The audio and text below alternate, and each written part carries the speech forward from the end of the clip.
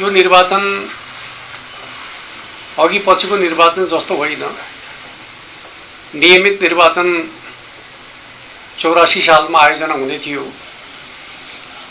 भदौ 23 र 24 को घटनाका कारणले गर्दाखेरि मुलुकमा 2 वर्ष अगावै निर्वाचन हुन गइरहेको छ। यो निर्वाचन मुलुकलाई कुन दिशातर्फ अगाडि बढाउने भन्ने कुराको जनमत संग्रह जस्तो बन्न पुगेको छ। एक थरी राजनीतिक दल र शक्तिहरू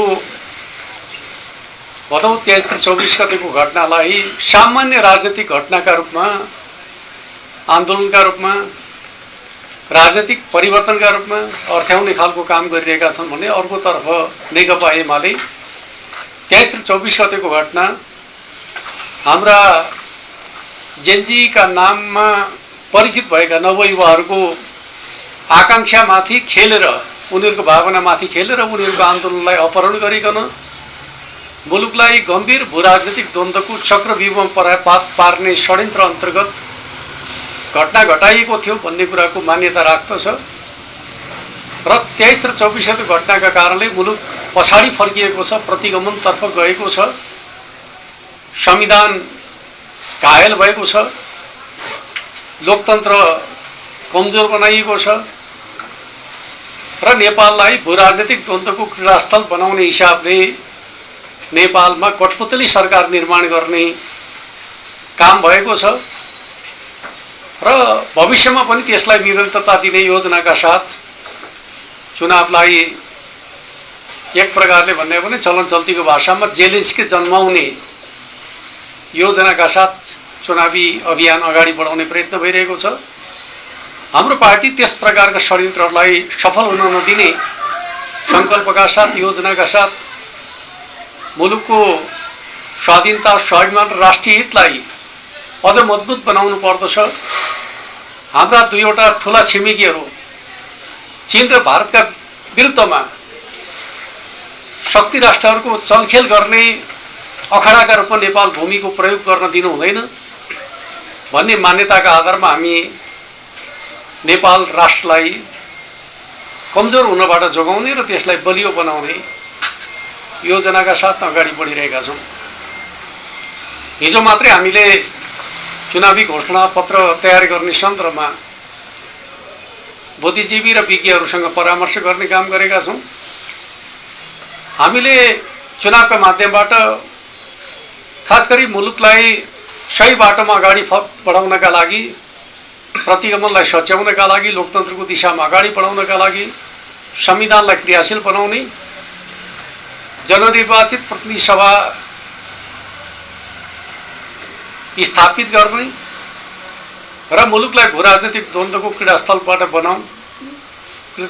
बन्नबाट बचाउने कुरालाई पहिलो महत्त्वपूर्ण विषय बनाएर अगाडि बढ्न खोजिरहेका छौँ।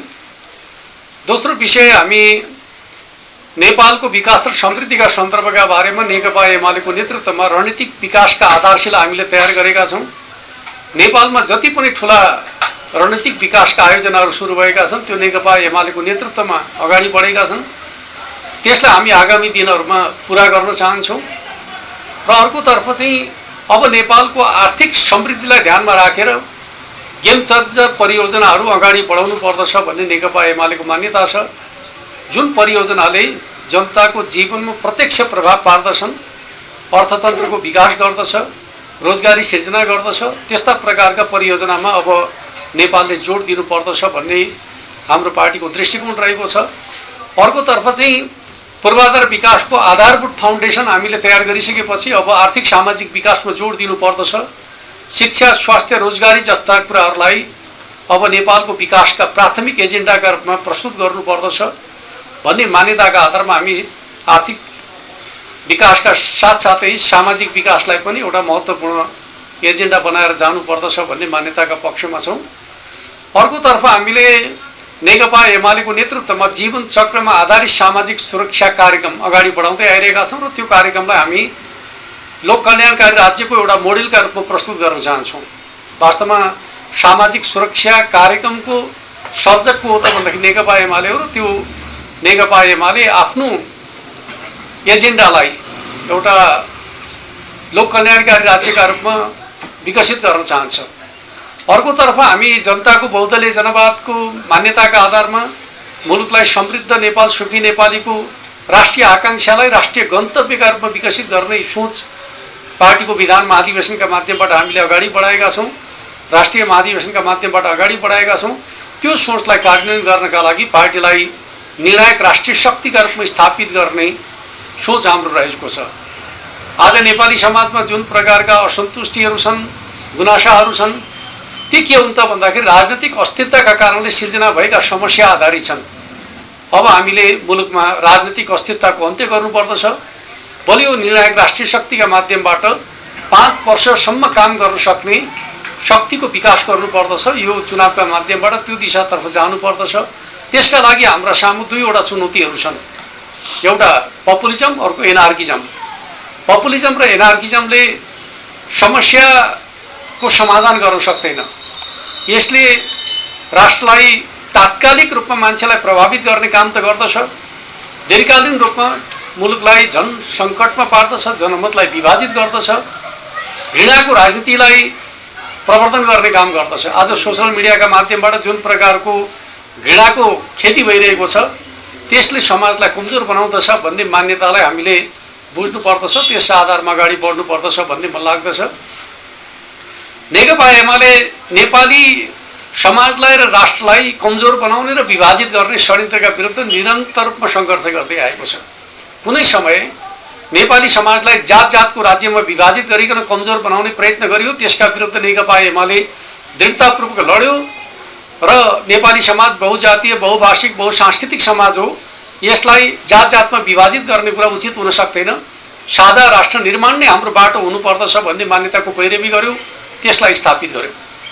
अर्कोतिर नेपाली समाजलाई एक मधेस एक प्रदेशका नाममा विभाजित गर्ने कोसिस गरियो, त्यो पनि गलत मान्यता हो भन्ने कुराका पक्षमा दृढतापूर्वक नेकपा एमाले उभियो र त्यसलाई पनि उसले सच्याउने काम गर्यो।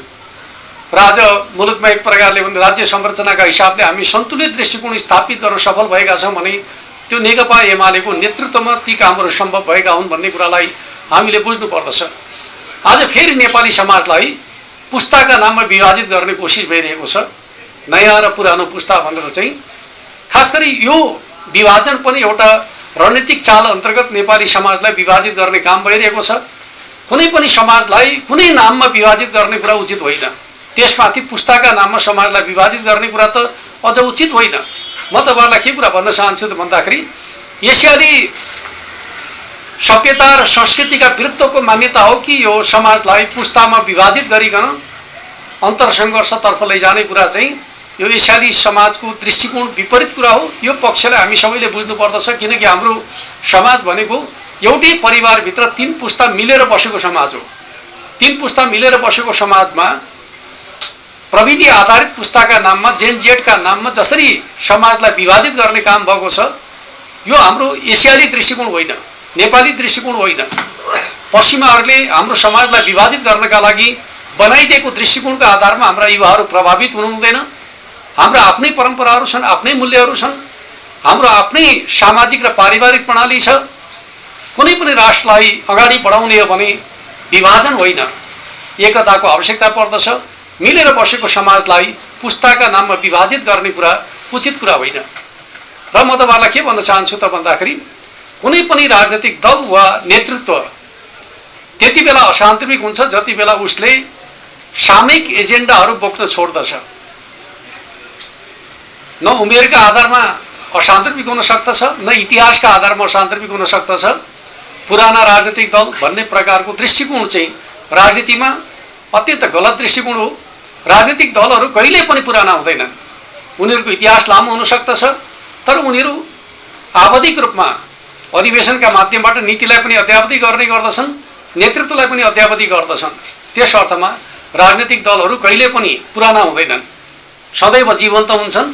पुरानो र नयाँका नाममा राजनीतिक दललाई विभाजित गर्न खोज्ने कुरा, समाजलाई विभाजित गर्ने कुरा यो गलत चिन्तनको परिणाम हो। यसले मुलुकलाई सही बाटोमा डोर्याउन सक्दैन। त्यस अर्थमा हामीले लोकतन्त्रमा चुनाव भनेको नीतिको बहस हो, कार्यक्रमको बहस हो।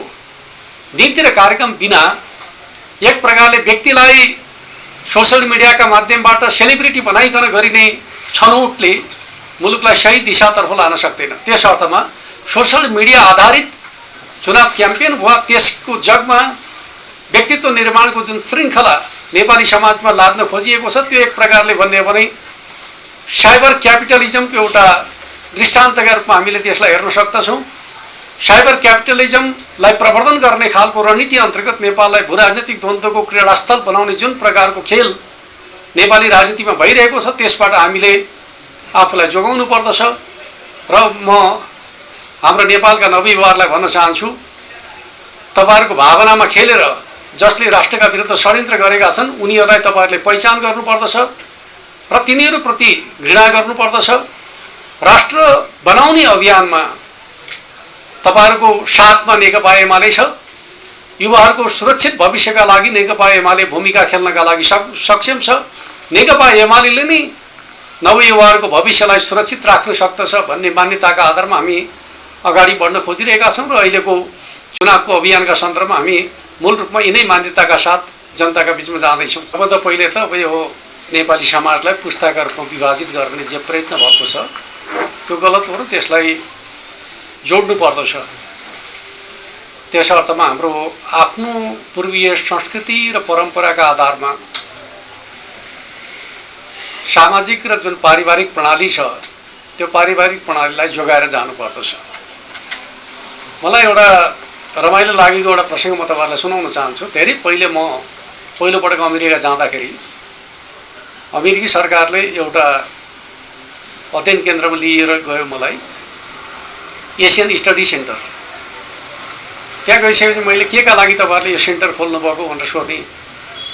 उहाँहरूले के बताउनु भयो त भन्दाखेरि एसियाको फ्यामिली सिस्टमका बारेमा हामी अध्ययन गर्दैछौँ।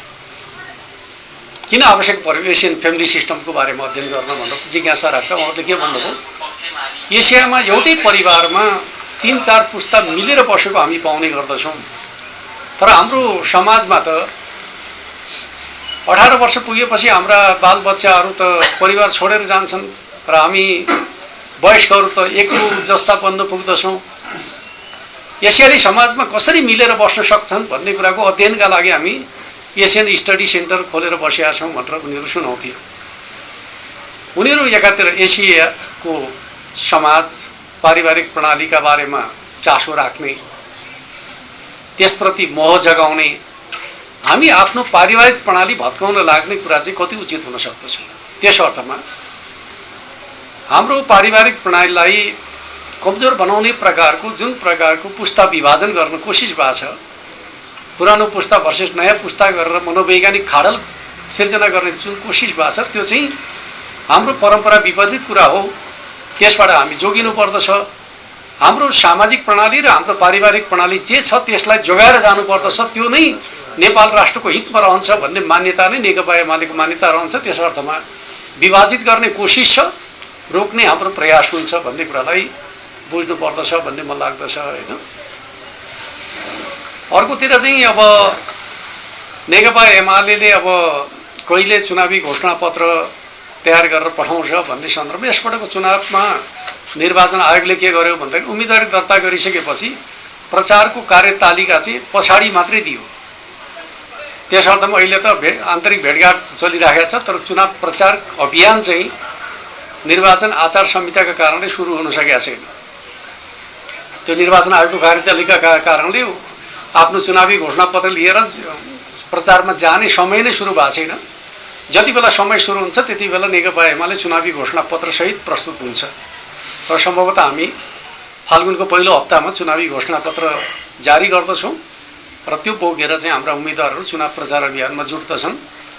मलाई लाग्दछ अब व्यवस्थित पार्टी एमाले हो भन्ने कुरा हामीले पटक पटक प्रमाणित गरेका छौँ। मैले तपाईँहरूलाई भन्नु पर्दैन, समानुपातिक सूची निर्माण गर्नका लागि कुनै पार्टी बैठक बसेन, एमाले बैठक बस्यो। प्रत्यक्षतर्फका उम्मेदवार छनौट गर्नका लागि कुनै पार्टीहरू चाहिँ औपचारिक बैठक बसेन, नेकपा एमाले बैठक बसेर निर्णय गर्यो। त्यस अर्थमा संस्थागत हिसाबले चलेको पार्टी त नेकपा एमाले नै हो र यो चुनावलाई पनि संस्थागत हिसाबले लैजाने कुरामा उसले नै अगुवाई गर्दछ। अहिले कतिपयले भन्दै गर्दछन् अब नीतिगत बहसकै आवश्यकता छैन। वनमै सो गरिकन चाहिँ अगाडि बढ्न खोज्ने प्रवृत्तिहरू छन्। त्यो प्रवृत्ति लोकतान्त्रिक होइन। त्यस अर्थमा चाहिँ म के भन्छु भन्दाखेरि लोकतन्त्र भनेको संवादको प्रणाली हो। अझ ज्यादा भन्नुहुन्छ भने चुनाव भनेको जनतासँगको संवाद हो। जनतासँगको संवाद पनि आवश्यक नठान्ने, राजनीतिक दलहरूका बीचमा नीतिगत संवाद पनि आवश्यक नठान्ने, तर आफूलाई नयाँ वैकल्पिक शक्तिका रूपमा प्रस्तुत गर्ने कुरा चाहिँ उपयुक्त कुरा होइन भन्ने कुरालाई हामीले बुझ्नुपर्दछ भन्ने मलाई लाग्दछ। कसैले विकल्प दिन चाहन्छ भने नीतिगत बहसमा जान सक्नुपर्दछ, तब मात्रै त्यसले विकल्प हो कि होइन भन्ने कुरा नीतिले निर्धारण गर्दछ, अनुहारले होइन।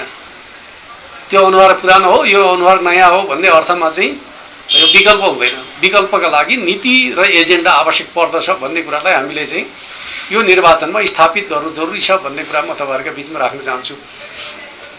जहाँसम्म झापा 5 को सन्दर्भ छ, झापा 5 का जनताहरू राजनीतिक रूपमा जागरुक जनता हुन्, किनकि जसले पञ्चायतका विरुद्धको विद्रोहको सङ्घर्ष गरे त्यो ठाउँका जनताहरू, जसले हरेक लोकतान्त्रिक आन्दोलनमा नेतृत्वकारी भूमिका निर्वाह गरे त्यो ठाउँका जनताहरू पपुलिजम र एनार्किजमको प्रभावमा परिकन परिणामलाई नै तलमाथि पार्न सक्दछन् भन्ने खालको मान्यता पार्टीको छैन।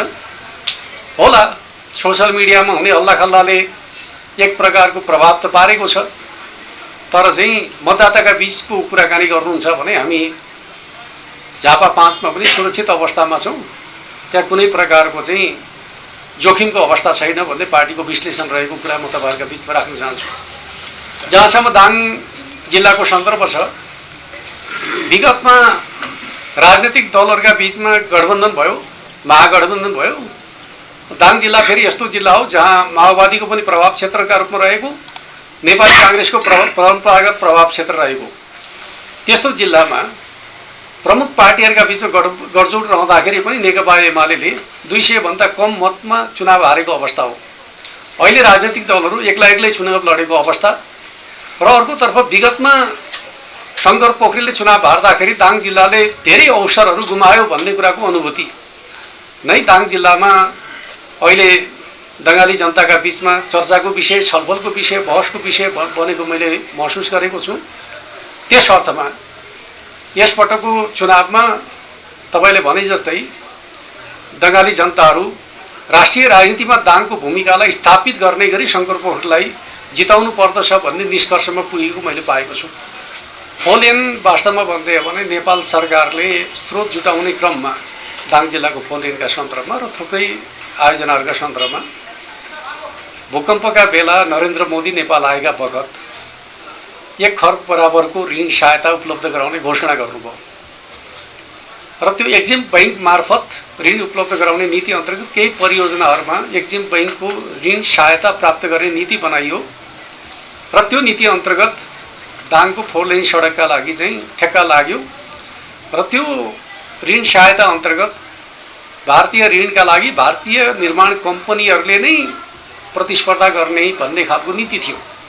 त्यसर्थ भारतीय कम्पनीले ठेक्का लियो, तर उसले काम गर्ने सिलसिलामा भारतीय सामग्री नै प्रयोग गर्नुपर्ने भन्ने खालको शर्तबन्दीका कारणले उसले सोचे अनुसारको काम गर्न सकेन र ठेक्का अलपत्र पर्दाखेरि दङ्गाली जनताहरू अत्यन्त चिन्तित रहेको अवस्था थियो र शर्त यथावत रहेको अवस्थामा भारतीय एक्जिम बैंकको ऋण सहायताबाट सडक बनाउने कुरा धेरै जटिल थियो।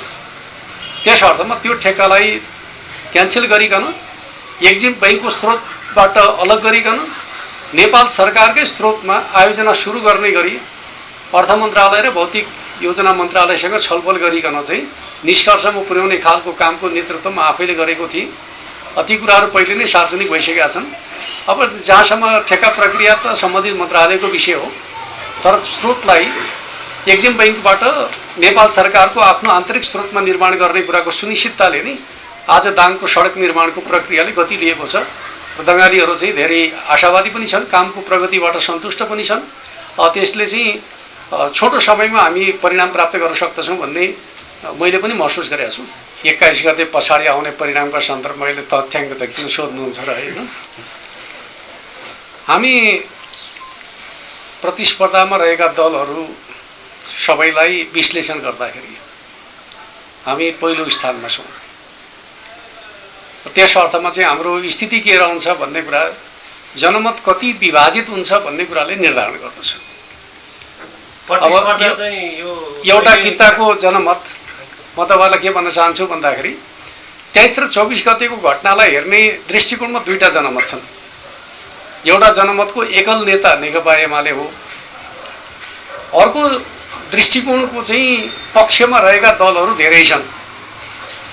एउटा मात्रै दल भएको भए के हुन्छ भन्ने कुराको आकलन तपाईँहरूले गरे जस्तो चाहिँ नेकपा एमाले पछाडि पर्छ होला भन्ने कुराको विश्लेषण मिल्दथ्यो। एउटा दृष्टिकोणको पक्षमा नेकपा एमाले एक्लै छ, बाँकी अर्को दृष्टिकोणका पक्षमा चाहिँ दर्जनौँ दलहरू छन् र उनीहरूका बिचमा मत विभाजन हुनेवाला छ। त्यस अर्थमा नेकपा एमालेको पक्षको जनमत चाहिँ विभाजित भएको जनमतको तुलनामा चाहिँ त्यो एक्लो जनमतको स्ट्रेन्थ चाहिँ स्वाभाविक रूपमा बढिरहन्छ। र हामीले के अपेक्षा गरेका छौँ भने हाम्रो लोकप्रिय मत 79को निर्वाचनको तुलनामा बढ्नेछ। विगतमा हामीले 27% हाराहारीमा मत प्राप्त गरेका थियौँ, अब त्यो मत चाहिँ 30 देखि 34% हाराहारीमा पुग्न सक्दछ भन्ने आकलन गरेका छौँ। र अन्य जनमत चाहिँ बाँकी रहेको जनमत कति भागमा विभक्त हुन्छ र कुन रूपमा विभक्त हुन्छ भन्ने कुराले परिणामले प्रभाव पार्दछ। धेरैमा विभक्त भयो भने हामी बहुमत प्राप्त गर्दछौँ, खास शक्तितर्फ केन्द्रित भयो भने चाहिँ त्यो सङ्ख्या घटेर हामी लार्जेस्ट पार्टी बन्दछौँ। राष्ट्रिय रूपमा हामी तालमेलको पक्षमा छैनौँ। स्थानीय तहमा कुनै खास ठाउँहरूमा स्थानीय कमिटीले आवश्यक ठानेको अवस्थामा हुन सक्दछ, तर अहिले हामी त्यो हिसाबले छलफल गरेका छैनौँ। हामीले पूर्वी रुकुमको हकमा के अरे पश्चिम रुकुमको हकमा चाहिँ जनार्दन शर्मालाई समर्थन गर्ने निर्णय गरेका छौँ र जनार्दन शर्माको तर्फबाट चाहिँ कर्णाली र राप्ती अञ्चलका निर्वाचन क्षेत्रहरूमा नेकपा एमालेका उम्मेदवारलाई समर्थन गर्ने निर्णय भएको छ। सोसल मिडियामा सर्वाधिक चर्चामा रहेका लोकप्रिय बनाइएका बालिन शाह देश दौडामा हिँड्दाखेरि युवाहरूको भिड देख्दाखेरि लहरै त्यतै हो कि भन्दै मान्छेहरूले लक काटिराखेका देख्छु म। त्यसका पछाडि दुईटा सन्दर्भलाई हामीले विश्लेषण गर्नुपर्दछ। 1.5 लाख मतदाता भएका ठाउँमा 4-5 हजार मतदाता आएर चाहिँ जम्मा हुँदाखेरि भिड देखिन्छ। अरू बाँकी मतदाता त घरमै छन् नि। त्यस अर्थमा चाहिँ 1.5 लाख मतदाता भएका ठाउँमा 4-5 हजार आउँदाखेरि देखिएको भिड नै निर्णायक हो भन्ने प्रकारको विश्लेषण गर्न थाल्यो भने त चुनावै चाहिँदैन। अर्कोतिर चाहिँ पहिलो पटक चर्चामा रहेको मान्छे आउँदाखेरि हेर्न खोजेको कुरा दोस्रो पटक जाँदाखेरि त्यही हुन्छ कि हुँदैन भन्ने कुरा चाहिँ म तपाईँलाई के भन्छु भने अब झापामा दोस्रो पटक बालिन जाँदाखेरि त्यही भिड देखिन्छ देखिँदैन अनुमान गर्नु। म टाढाको कुरा गर्दिनँ। अनि झापामा त बालिन त जालान्, दोस्रो पटक जाँदाखेरि त्यो भिड त्यहाँ आउँछ कि आउँदैन त्यसैले धेरै कुरा निर्धारण गर्छ। यो चुनावमा काङ्ग्रेसको त धेरै प्रचारै त्यति देखिँदैन कि एमालेको कि राष्ट्रपाको देखिन्छ। म त यताको प्रतिस्पर्धा हो कि जस्तो। काङ्ग्रेसको के हुन्छन् साइलेन्ट मतदाता हुन्छन् होइन। काङ्ग्रेसलाई चाहिँ हामीले अब प्रचारमा छैन भन्ने बित्तिकै कमजोर ठान्नु हुँदैन। देशको पुरानो पार्टी हो। अहिलेसम्म हाम्रो चाहिँ तलका कमिटीहरूको विश्लेषण चाहिँ अब सहरी क्षेत्रमा पनि कस्तो भयो भन्दाखेरि काठमाडौँमा त अहिले राष्ट्रपा प्रतिस्पर्धामा छैन भन्ने विश्लेषण छ। एउटा रोचक विश्लेषण तपाईँ हामी सबैलाई अनौठा लाग्ला होइन। जहाँबाट राष्ट्रपाको जन्म भयो त्यो ठाउँमा राष्ट्रपा चाहिँ प्रतिस्पर्धामा छ कि छैन भन्दाखेरि छैन भन्ने विश्लेषण आइरहेको छ होइन। तर फेरि राष्ट्रपाको प्रभाव ग्रामीण क्षेत्रमा बढेको देखिन्छ पहिलेको तुलनामा। तर ग्रामीण क्षेत्रमा बढेको प्रभाव भनेको चुनाव जित्ने तहसम्मको प्रभाव होइन भन्ने हाम्रो आकलन छ होइन। प्रभाव बढेको छ तर जित्ने तहसम्मको होइन भन्ने छ। र प्रतिस्पर्धामा आम रूपमा नेपाली काङ्ग्रेसै छ भन्ने छ। अहिले सहरी क्षेत्रको मत राष्ट्रपालाई घट्नेवाला छ। ग्रामीण क्षेत्रमा समानुपातिक मोड बढ्छ, त्यसमा चाहिँ शङ्का भएन। किनकि पहिलोपटक राष्ट्रपा ग्रामीण क्षेत्रमा प्रवेश गरेको छ। प्रत्येक जिल्लामा केही न केही मत त ल्याइहाल्छ। त्यो हिसाबले ग्रामीण क्षेत्रको मत चाहिँ बढ्ने, सहरी क्षेत्रको मत घट्ने आकलन छ।